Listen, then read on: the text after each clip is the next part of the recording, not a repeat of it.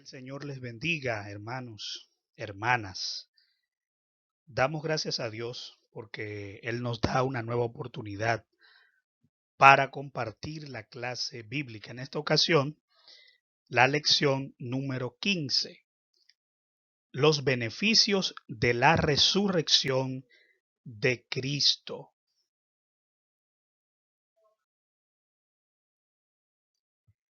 Vamos a estar considerando en el Evangelio de Juan, capítulo 20, desde el verso 11 hasta el 23.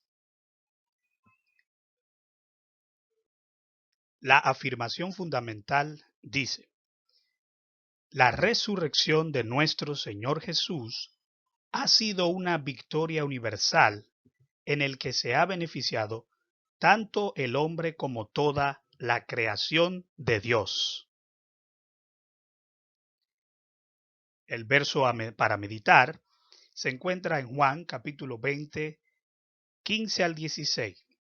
Jesús le dijo: mujer, ¿por qué lloras? ¿A quién buscas? Ella, pensando que era el hortelano, le dijo: Señor, si tú lo has llevado, dime dónde lo has puesto y yo lo llevaré. Jesús le dijo: María. Volviéndose ella le dijo: Raboni, que quiere decir maestro. Tres objetivos tenemos en esta lección: entender los beneficios de la resurrección de Cristo, aprender a vivir una vida llena de gozo y enseñar a nuestras generaciones sobre los beneficios de la resurrección. Leemos en Juan capítulo 20. Empezamos en el verso 11. En el nombre del Padre, del Hijo y del Espíritu Santo. Amén. Pero María estaba fuera llorando junto al sepulcro, y mientras lloraba se inclinó para mirar dentro del sepulcro, y vio a dos ángeles con vestiduras blancas, que estaban sentados el uno a la cabecera y el otro a los pies, donde el cuerpo de Jesús había sido puesto. Y le dijeron: mujer, ¿por qué lloras? Les dijo: porque se han llevado a mi Señor, y no sé dónde le han puesto. Cuando había dicho esto, se volvió y vio a Jesús que estaba allí, mas no sabía que era Jesús. Jesús le dijo: mujer, ¿por qué lloras? ¿A quién buscas? Ella, pensando que era el hortelano, le dijo: Señor, si tú lo has llevado, dime dónde lo has puesto y yo lo llevaré. Jesús le dijo: María. Volviéndose ella le dijo: Raboni, que quiere decir maestro. Jesús le dijo: no me toques, porque aún no he subido a mi Padre. Mas ve a mis hermanos y diles: subo a mi Padre y a vuestro Padre, a mi Dios y a vuestro Dios. Fue entonces María Magdalena para dar a los discípulos las nuevas de que había visto al Señor y que Él le había dicho estas cosas. Cuando llegó la noche de aquel mismo día, el primero de la semana, estando las puertas cerradas en el lugar donde los discípulos estaban reunidos por miedo de los judíos, vino Jesús y puesto en medio les dijo: paz a vosotros. Y cuando les hubo dicho esto, les mostró las manos y el costado, y los discípulos se regocijaron viendo al Señor. Verifiquemos entonces esta primera parte, basada en la primera carta de Pablo a los Corintios, capítulo 15, versos 55 al 57. ¿Dónde está, oh muerte, tu aguijón? ¿Dónde, oh sepulcro, tu victoria? Ya que el aguijón de la muerte es el pecado, y el poder del pecado, la ley. Mas gracias sean dadas a Dios, que nos da la victoria por medio de nuestro Señor Jesucristo. En esta oportunidad he tomado un fragmento de la Biblia textual en la edición número 4 para ilustrar este texto que acabamos de leer de otra versión. Y el apóstol está hablando de la resurrección. Y en el verso desde el 51 dice, aquí os digo un misterio, no todos dormiremos, pero todos seremos transformados.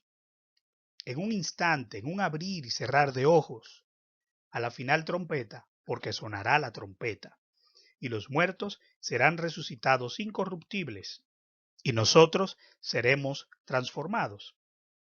Porque es necesario que esto corruptible sea vestido de incorrupción, y esto mortal sea vestido de inmortalidad. Y cuando esto corruptible se haya o se vista de incorrupción, y esto mortal se vista de inmortalidad, entonces se cumplirá la palabra escrita. Tragada fue la muerte en victoria. ¿Dónde está, oh muerte, tu victoria? ¿Dónde, oh muerte, tu aguijón? Pues el aguijón de la muerte es el pecado y el poder del pecado la ley. Pero gracias a Dios que nos da la victoria por medio de Jesucristo, nuestro Señor nuestro. Aquí habla de dónde está tu victoria, muerte. ¿Dónde, otra vez le repite a la muerte, dónde está tu aguijón? ¿Dónde está? Y ahora vamos a entrar un poquito en esos detalles. Me interesa resaltar esos puntos. El aguijón de la muerte es el pecado. Y el poder del pecado es la ley. Pero, hay un pero. Gracias a Dios que nos dio la victoria. Vamos a ver. Aguijón corresponde al término hebreo que significa plagas, es decir, la picadura venenosa que es causada por las plagas y se adapta a la idea de la serpiente antigua. O sea, cuando le dice, ¿dónde está o muerte tu aguijón? Le está diciendo, ¿verdad? ¿Dónde está tu veneno? ¿Dónde está ese poder para hacer daño? ¿Dónde está tu capacidad de dañar que tenías antes? Cuando habla de victoria, habla del término que significa causar destrucción. ¿Dónde está tu capacidad de destruir? ¿Dónde está tu capacidad de dañar? El término ¿dónde? Sugiere que su anterior poder y ponzoña han terminado para siempre. Es como queriéndole decir, yo no lo veo por ningún lado. Tu poder se ha desvanecido, tu autoridad ya no es más. El triunfo de Satanás sobre el hombre, que se ocurrió en el Edén, porque el hombre abrió las puertas para que esto ocurriese. Lo que hizo que la ley de Dios entonces impusiera la muerte sobre el hombre. Al hombre pecar, al hombre abrir las puertas al enemigo, este logró desplazarlo de la autoridad que tenía sobre el planeta y sobre las cosas que Dios había puesto en sus hombros. Le dio el trono, le cedió la autoridad y como castigo por el hombre haber rebajado su autoridad y por haber entrado en ese camino de muerte y de perdición. Entonces la ley de Dios tuvo que imponer un castigo sobre este.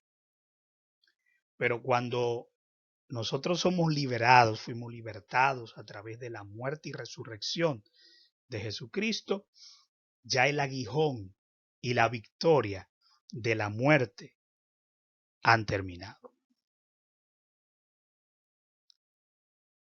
Cuando dice que el aguijón de la muerte es el pecado, lo que quiere decir es que si no hubiese pecado, no hubiera muerte, no hubiera habido muerte. La paga del pecado es la muerte. La muerte entró en el hombre por el pecado. Por eso dice que el aguijón de la muerte es el pecado. O sea, el efecto dañino vino a través del pecado. El pecado es como la ponzoña que inyectó la muerte. Imagínate un escorpión o imagínate una avispa, una abeja que te clava su ponzoña, que te clava su aguijón y a través de ese aguijón puede producirte molestia, puede producirte hinchazón, alergias y en el caso del escorpión te puede inyectar un veneno y morir.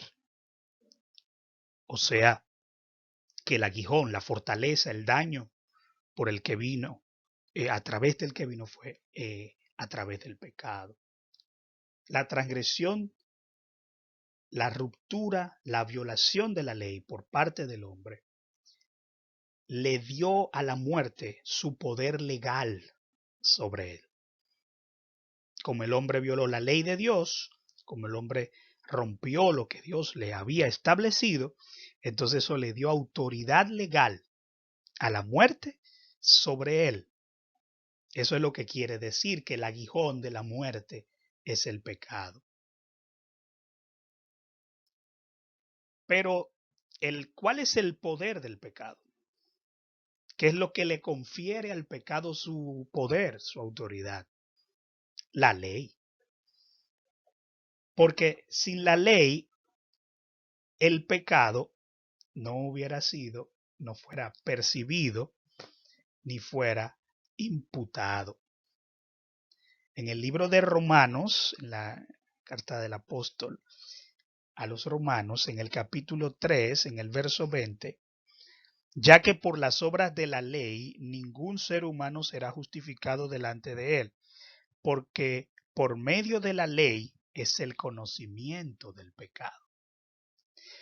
Conocemos el pecado porque hay una ley. En el 4:15 dice, pues la ley produce ira, pero donde no hay ley, tampoco hay transgresión. ¿Por qué llevarse una luz en rojo, el del semáforo? Es una violación, porque hay una ley que lo dice. ¿Por qué entrar en una casa y llevarse un artículo es malo? Porque hay una ley que lo dice, que eso no se debe hacer. Por lo tanto, si no fuera por la ley, entonces yo no me diera cuenta del pecado. Por eso es lo que está hablando. El poder del pecado, lo que le dio el poder al pecado, lo que me hizo consciente y lo que hizo que tuviera efecto sobre mí, es que yo conocí y que tengo ese conocimiento de la ley. La ley hace que el pecado sea peor. ¿Por qué? Porque hace más clara cuál es la voluntad de Dios. ¿Cómo así? Bueno, cuando tú conoces la ley de Dios, tienes más claro cuál es su voluntad, cuál es su precepto, qué es lo que Él quiere. Y si aún así tú transgredes la ley, entonces es peor para ti porque tú ya lo sabes. Ya tú lo conoces. ¿Verdad? Romanos 7, 8 al 10. Le invito a que lo revise. El pueblo de Cristo entonces ya no está bajo la ley.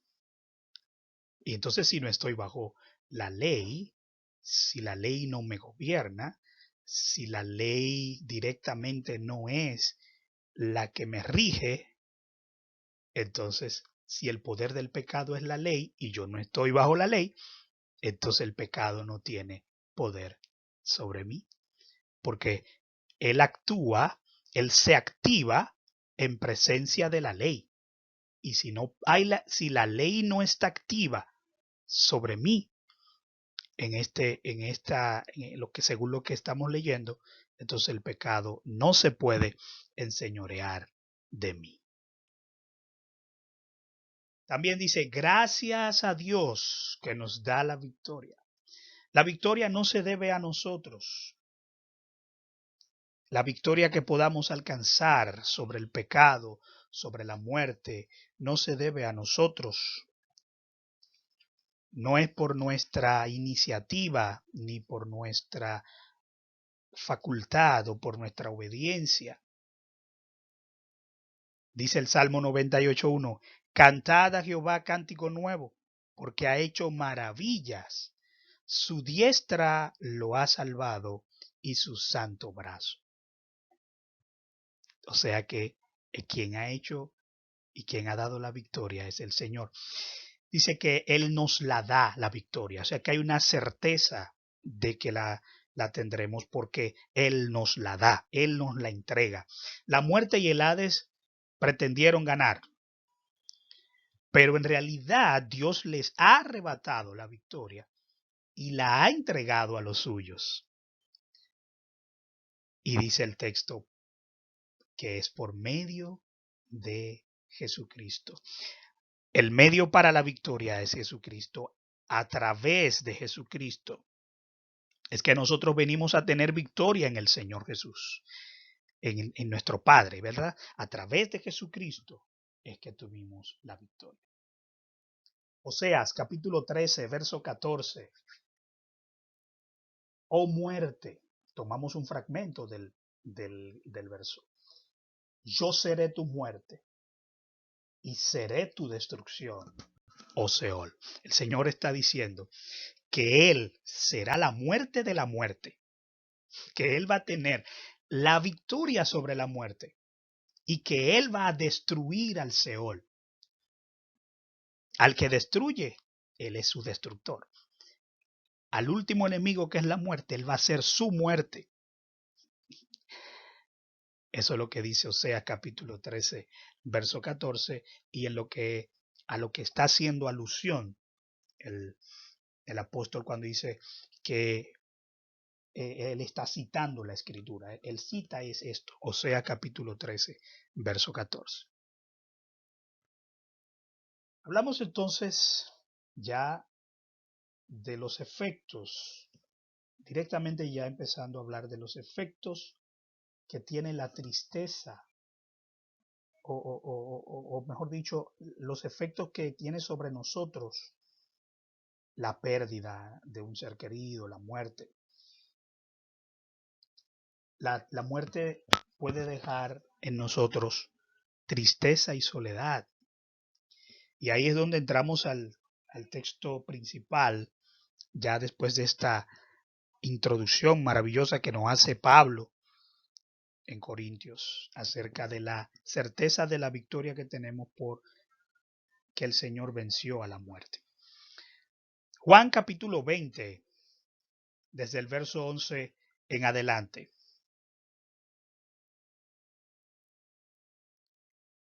Ya esa lectura la tuvimos. Y yo quiero hablar un poquito de lo que significa el duelo. El duelo se manifiesta cuando nosotros tenemos una pérdida.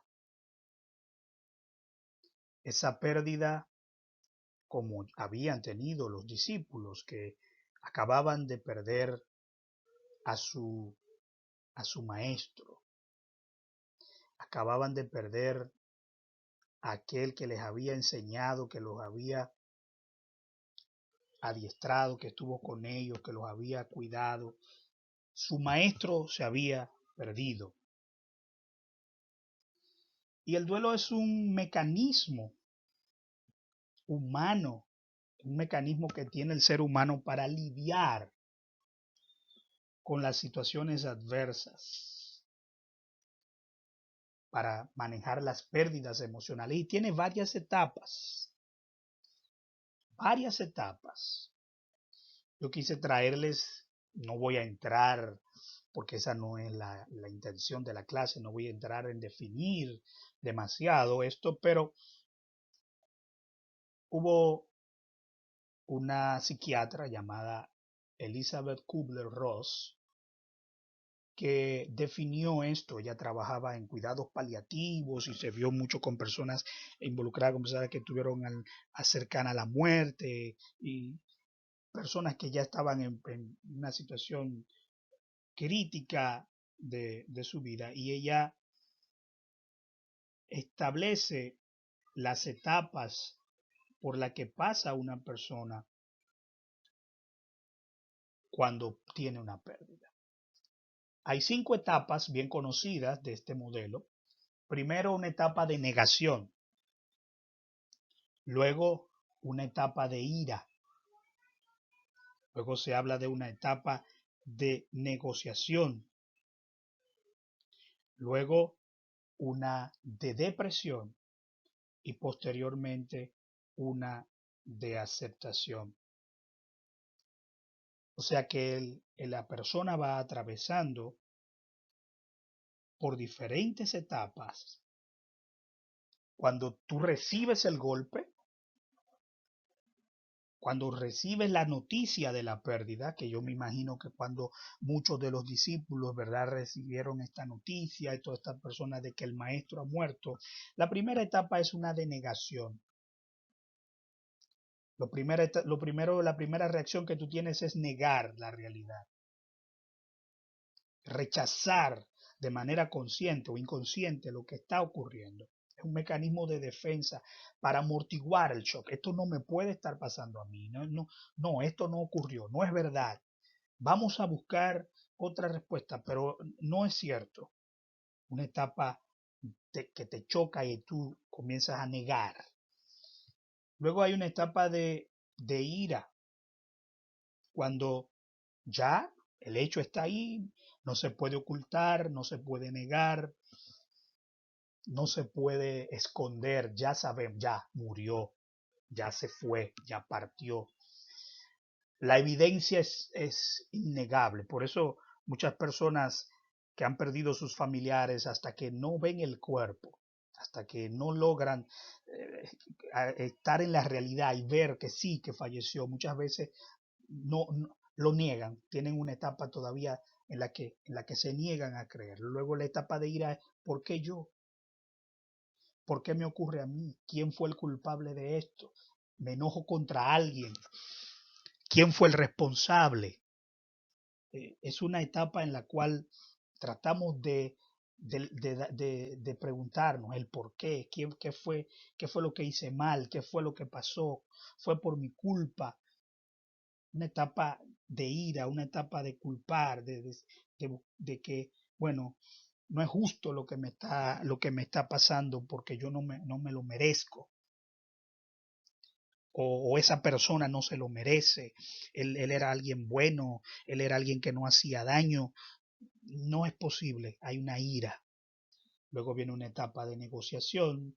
Esta etapa, entonces empieza a surgir la esperanza de que podemos tal vez hacer algo para cambiar la situación. Esto en el caso de que la persona está en una etapa terminal, agónica, que ya va a morir. Comenzamos a decir, esto tal vez lo podemos cambiar, podemos buscar una alternativa, comenzamos a pensar, yo puedo hacer algo, y si yo hubiera tomado otra decisión, y si lo hubiéramos hecho de otra manera, ahí comienza entonces esa etapa. Esa etapa es muy, muy breve, una etapa breve, y luego pasamos entonces y nos profundizamos en la depresión.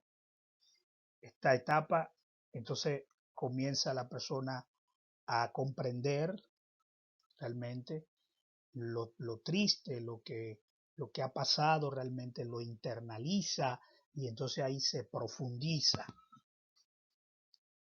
cae en un estado de ánimo profundo en el cual no tiene ya muchos deseos de hacer nada, se aísla.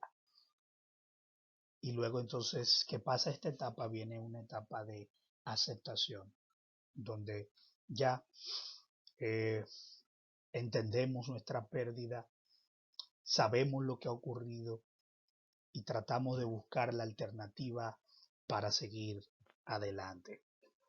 A pesar de la ausencia de ese ser que hemos perdido, de la pérdida que hemos tenido, ya empezamos a entender, a buscar cómo vamos a vivir en lo adelante. Y esta gente estaba empezando, ¿verdad? Estaba pasando por un duelo.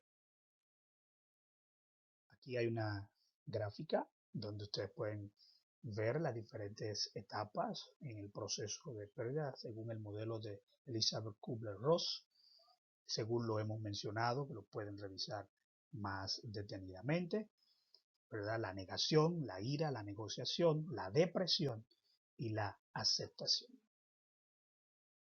Una tabla del DSM-5, que esos son los criterios oficiales, criterio diagnóstico para un trastorno depresivo mayor. 5 o más de estos síntomas que están aquí por más de 2 semanas, aproximadamente, entonces ya eso representa, ¿verdad? Que representa un cambio de funcionamiento previo al paciente, que es la persona que estaba normal antes de esto.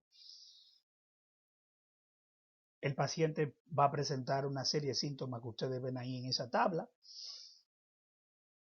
Un estado de ánimo deprimido la mayor parte del día, casi todos los días.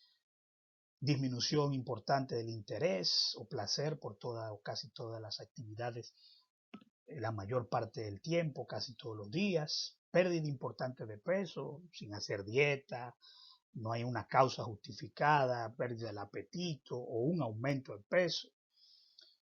Trastornos en el sueño, el paciente no duerme o duerme demasiado. Agitación o retraso psicomotor, una persona que está lento o muy agitado.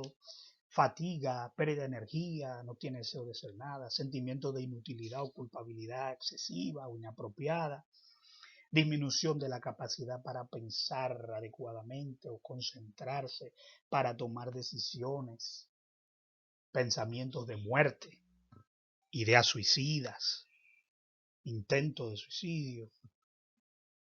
Todo esto indica depresión y es un punto en el que puede llegar una persona que ha tenido una pérdida. Hay algunos elementos que van a incidir en nuestra respuesta emocional ante una pérdida. Va a tener mucho que ver con la persona o personas que hemos perdido, el modo en que se produjo la pérdida. Ciertamente hay formas de morir que impactan más a la vida de uno.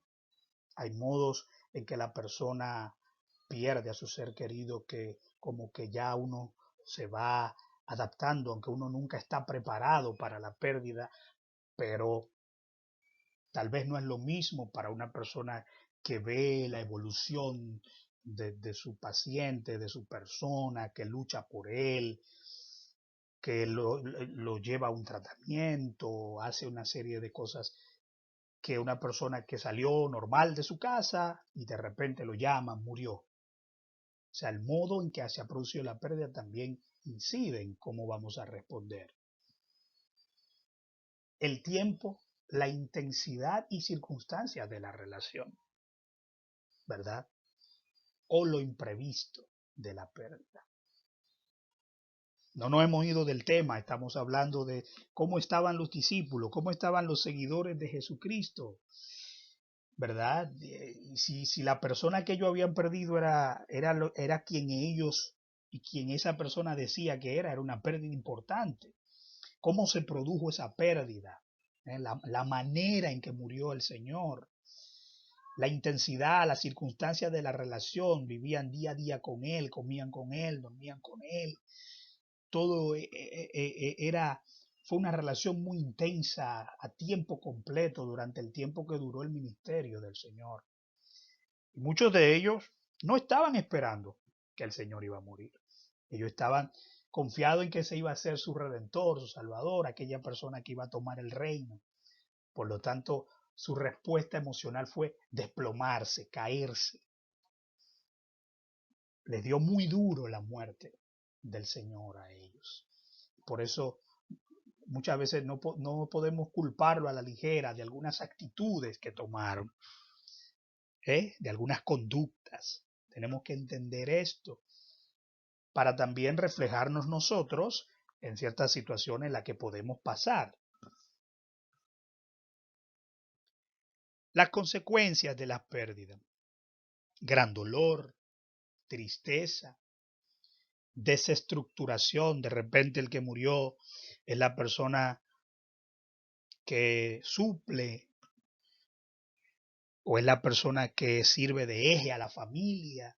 Ya hay un miembro que falta, la estructura familiar se rompe, la dinámica familiar se rompe. Hay una desestructuración, hay una desorganización. Y el ser humano, los cambios bruscos no los resiste, no los acepta tan fácil.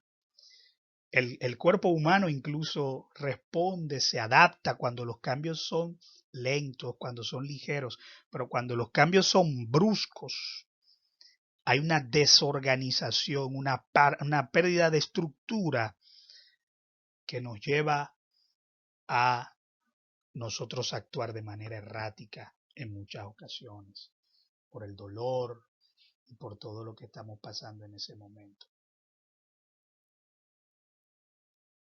¿Cuál era la situación de los seguidores de Jesús? Aquí en el texto que estamos considerando, Juan capítulo 20, comenzamos en el verso 11. ¿Cuál era la situación? Vamos a ver primero a María Magdalena.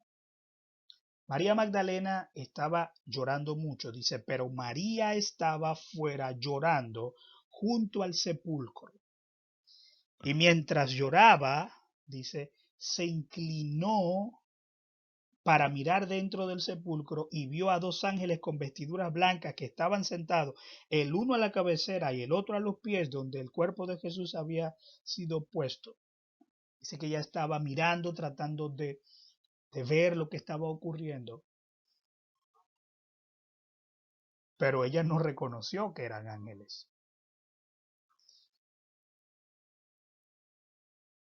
Y ella entonces, ellos le dicen, ¿por qué lloras? Y, porque se han llevado a mi Señor y no sé dónde le han puesto. Ella estaba desconcentrada, no estaba fijándose con quién estaba hablando.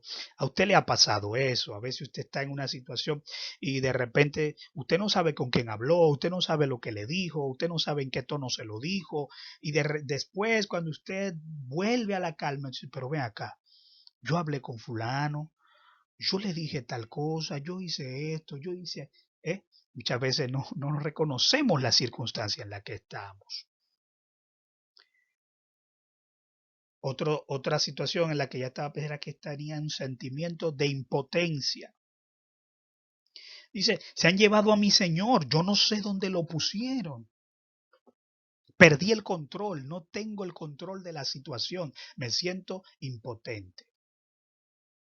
Me siento desconcertada porque a mi maestro se lo han llevado y yo ni siquiera sé dónde está. ¿Cuál era la situación de los discípulos? ¿Cuál era la situación? Si leemos más adelante veremos que ellos estaban encerrados. Dice la escritura que ellos estaban encerrados y que estaban reunidos por miedo, que estaban encerrados, tenían miedo, no tenían paz y tenían dudas.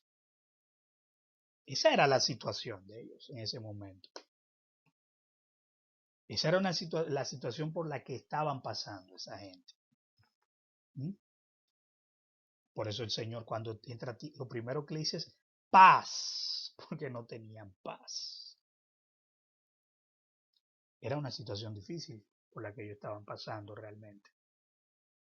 Dudas de no sabían si es cierto, es que resucitó, que va a resucitar, que, no, que lo que él dijo, que edificaría el templo, a qué se estaba refiriendo, qué pasó ahora con nuestro Señor.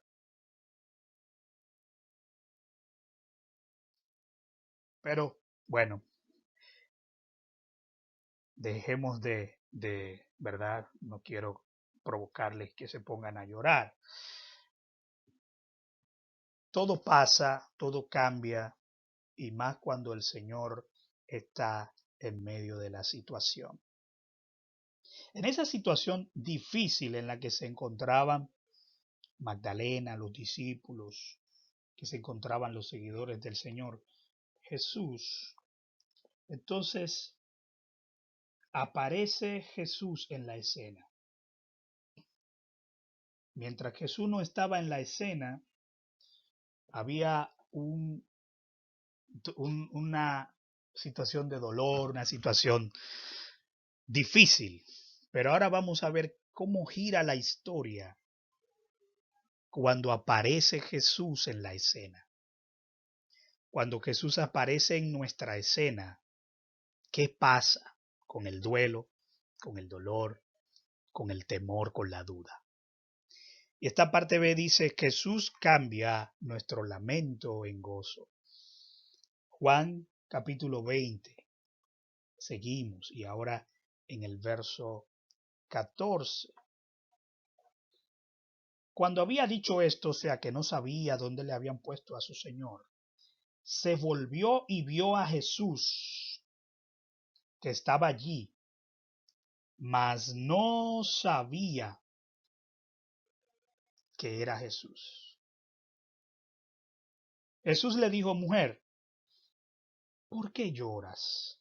¿A quién buscas? Ella, pensando que era el hortelano, le dijo, Señor, si tú lo has llevado, dime dónde lo has puesto y yo lo llevaré.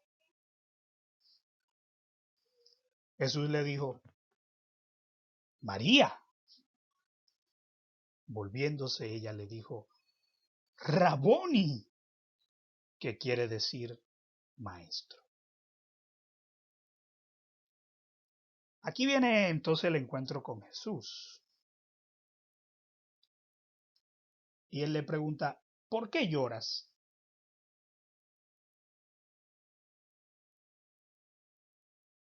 ¿Por qué lloras? El Señor se interesa en su situación. Él quiere que ella comience también a expresarse, que ella comience a hablar, comience a entender y a dibujar un poco más su situación. ¿Por qué tú estás llorando? ¿Cuál es tu situación? Y le hace una segunda pregunta. ¿A quién buscas?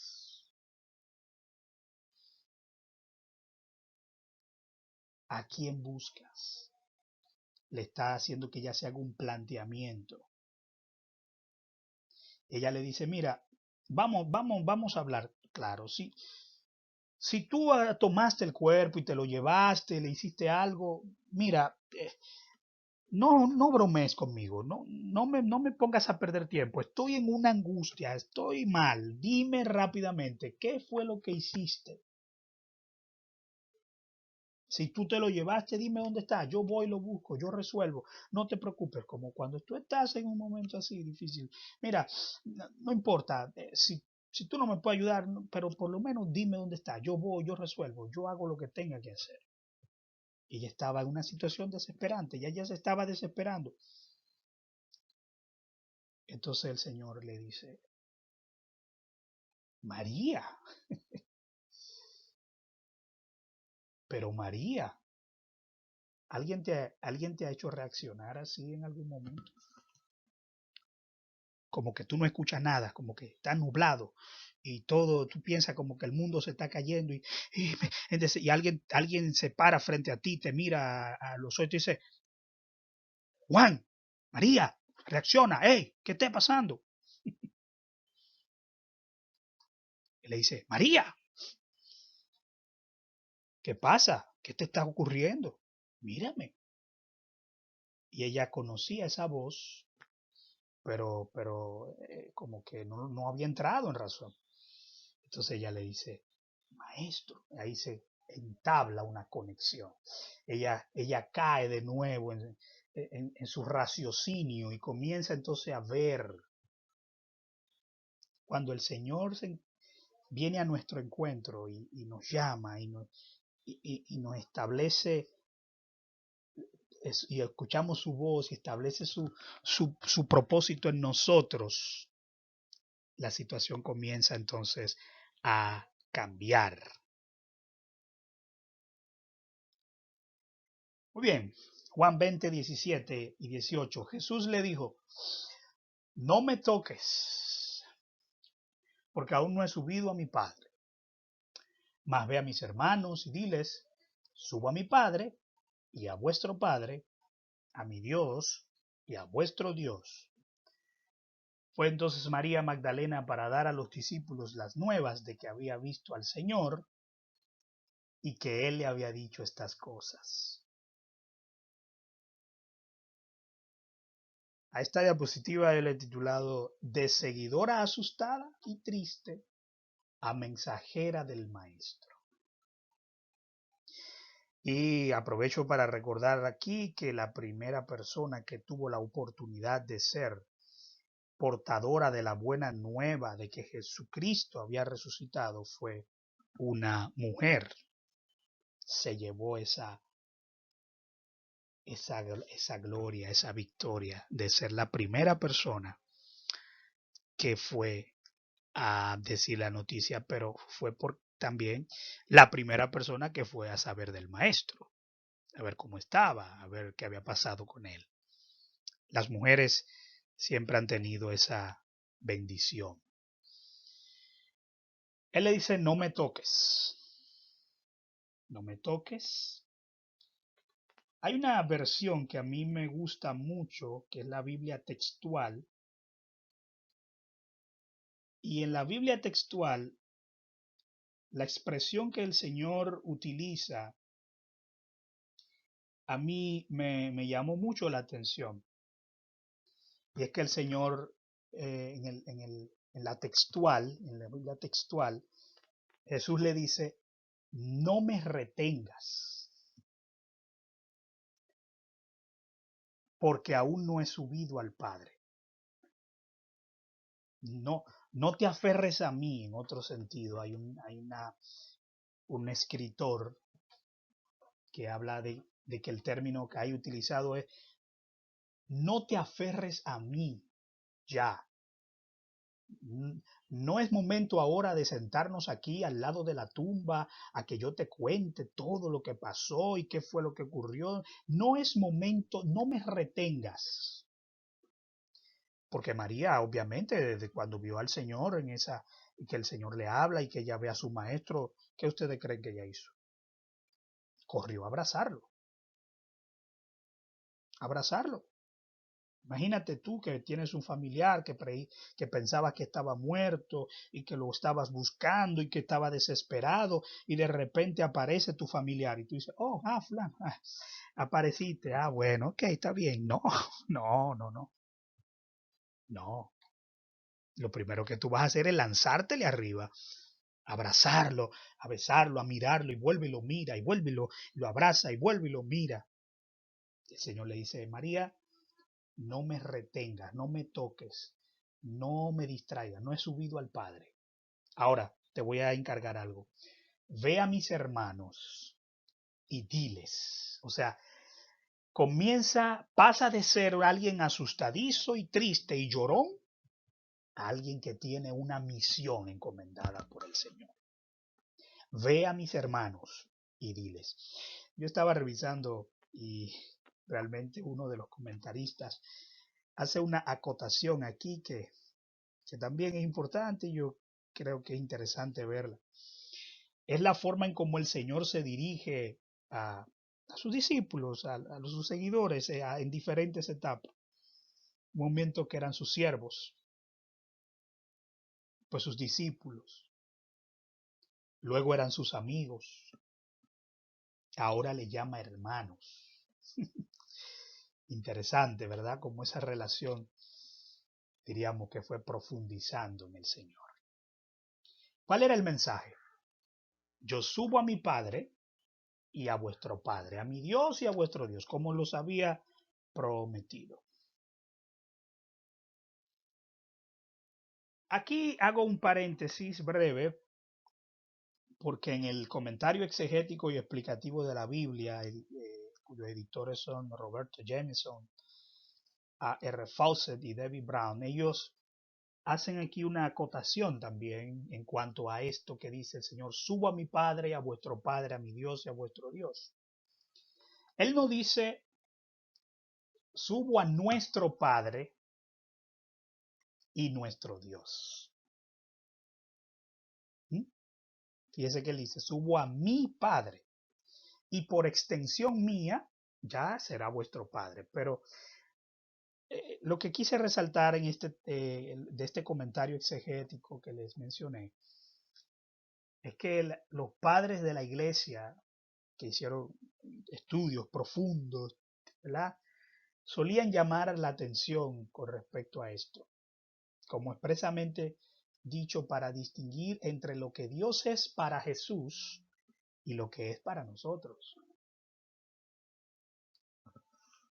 Dios es padre de él en esencia, esencialmente, pero no lo es así de nosotros. Nuestro Dios, Él es nuestro Dios esencialmente, pero no es Dios de Él en ese mismo sentido. O sea, explicándolo un poquito más, el Padre es Dios de Él, de Jesús en este caso, solo en conexión con nosotros.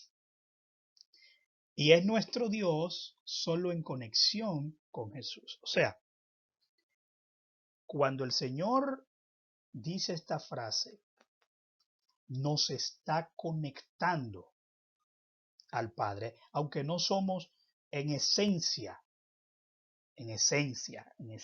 ¿no? Eso digo, venimos a ser hijos por adopción de Él. Por adopción somos llamados sus hijos. Y Él nos conecta con el Padre. El Señor ahí cumple su propósito de ser un puente ya para conectarnos de nuevo con nuestro Padre. O sea que ese es uno de los primeros beneficios que tiene la resurrección de Jesucristo, es volver a conectar al hombre con Dios, con el Padre. Pasamos a revisar entonces la vida abundante que Cristo quiere para su iglesia, según Juan capítulo 20, versos 19 hasta el 23. Bueno, entonces, ¿cuál era la situación de los discípulos en Juan 20, 19? Dice que cuando llegó la noche de aquel mismo día, el primero de la semana, estando las puertas cerradas, tenían sus puertas cerradas, en el lugar donde los discípulos estaban reunidos por miedo de los judíos, vino Jesús. Los discípulos tenían miedo, estaban asustados, se estaban escondiendo. ¿Cuáles fueron las palabras de Jesús? Paz a ustedes. El Señor sabe lo que cada quien necesita en cada momento determinado. Las evidencias de su amor, ¿cuáles fueron? Le mostró sus manos, le mostró su costado, le mostró el sacrificio que había hecho, le mostró todo lo que había padecido por ellos. ¿Y cuál fue el resultado de que ellos estuvieran en contacto con esas evidencias del amor de Jesús? Los discípulos se regocijaron viendo al Señor, dice el verso 20. Se regocijaron, se llenaron de regocijo, de gozo, de alegría. Y en el verso 21 entonces viene la afirmación y el propósito. ¿Qué es la afirmación? Él vuelve y le dice otra vez, paz a vosotros. Tengan paz, afírmense ya, dejen de estar con miedo, ya, tengan paz. Y les da una misión, les da un sentido. Miren, ya ustedes no tienen que estar aquí encerrados mirándose uno a otro. Ya ustedes tienen algo que hacer. Ya ustedes vieron que yo resucité. Miren mis manos, miren mi costado. Y él les dice, así como me envió el Padre, así también yo os envío. Cuando el Señor llega, no solamente te quita la depresión, la tristeza, la angustia, el duelo. no solamente te demuestra su amor, lo que Él ha hecho por ti y te cambia tu lamento en alegría, sino que también te afirma y te da un propósito para vivir. Él te entrega un propósito para vivir, algo por lo que luchar, algo para seguir adelante. Te muestra que tienes cosas que valen la pena, por las cuales seguir luchando y no quedarte en la cueva, como le pasó a Elías. ¿Qué haces aquí, Elías? Ay, que tuve un vivo celo. Era miedo que tenía, porque una mujer dijo que le iba a cortar la cabeza. Y el Señor lo restablece y le da un propósito. Levántate, come, porque largo camino te resta. El Señor nos saca de esa depresión, de ese dolor, de ese duelo, de esa situación en la que creo que ya no doy más, que me voy a morir, que ya llegué al final. No, Él nos saca de esa situación. Y no solamente hace eso, sino que a través de su resurrección, Él nos afirma, nos conecta con el Padre y nos da un propósito para vivir. Segunda Timoteo capítulo 1, verso 7 dice, porque no nos ha dado Dios espíritu de cobardía, sino de poder, de amor y de dominio propio. El Señor le cambió ese espíritu de temor que tenían los discípulos, de cobardía, de estar encerrado, de estar dudando. Se lo cambió por un espíritu de poder, de amor y de dominio propio. Me llama la atención ahí el dominio propio. Porque cuando una persona está desesperada, angustiada, deprimida, no tiene dominio propio. No tiene fuerza para levantarse. No tiene dominio de sí. El Señor te devuelve ese dominio para que puedas agarrar tus emociones, para que puedas tomar tu ánimo y levantarlo. Decir, yo sí puedo en Cristo, porque Él murió y resucitó y mostró evidencia de eso y me da evidencia de su amor. Dominio propio para decir, yo no me voy a dejar caer, yo no me voy a dejar morir, yo me voy a levantar. Dios no nos dio espíritu de cobardía, sino de poder, de amor y de dominio propio. Por último, hermanos, los beneficios de la resurrección. Ya lo hemos visto. Yo pienso que llegado a este punto, ya nosotros hemos visto varios de los beneficios. Juan 10:10, el ladrón no viene sino para hurtar y matar y destruir.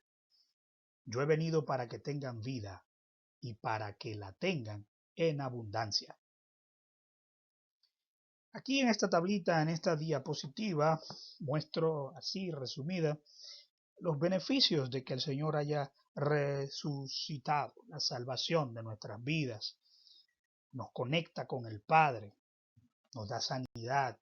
Dice Isaías 53, mas Él herido fue por nuestro pecado, por nuestras rebeliones, molido por nuestro pecado. El castigo de nuestra paz fue sobre Él y por su llaga fuimos nosotros curados, sanados. Luz, Él trajo luz. Aquellos que estaban en tiniebla vieron gran luz. Vida abundante, como dice, que vino para dar vida y para que la tengamos en abundancia. Paz. Él nos da paz, nos da tranquilidad, nos da sosiego, nos da alegría. Alegraos. Como dice el apóstol, regocijaos. Otra vez digo, regocijaos. También nos da un propósito. No estamos en este mundo para nada, ¿eh? No estamos en este mundo y que porque ya hasta que esperar la muerte y ya me siento a morir. No. Nosotros estamos aquí con un propósito. Y ese propósito lo tenemos en la resurrección de Jesucristo. Porque Pablo dijo, miren, si Cristo no resucitó, vana es nuestra fe. Si Cristo no se levantó de los muertos, nosotros somos los más dignos de conmiseración. Porque estamos creyendo en alguien que no se que no cumplió lo que prometió, que no tuvo poder ni siquiera de levantarse él mismo de los muertos, ¿cómo vamos a creer que nos va a poder libertar y salvarnos a nosotros? Si él no hizo eso, entonces vana es nuestra fe. Pero nosotros sabemos que él sí resucitó, que él sí se levantó, que él sí tiene control sobre la muerte. Hermanos, el Señor resucitó, el Señor está a la diestra del Padre, intercediendo por cada uno de nosotros. Así que tengan paz y tengan confianza en nuestro Señor y Salvador Jesucristo. Y este último mensaje que está en esta diapositiva: Jesucristo permanece para siempre. Y nos quedamos con esa imagen, una tumba vacía, una tumba sin ocupante, porque Él resucitó. Dios le bendiga, Dios le guarde. Amén.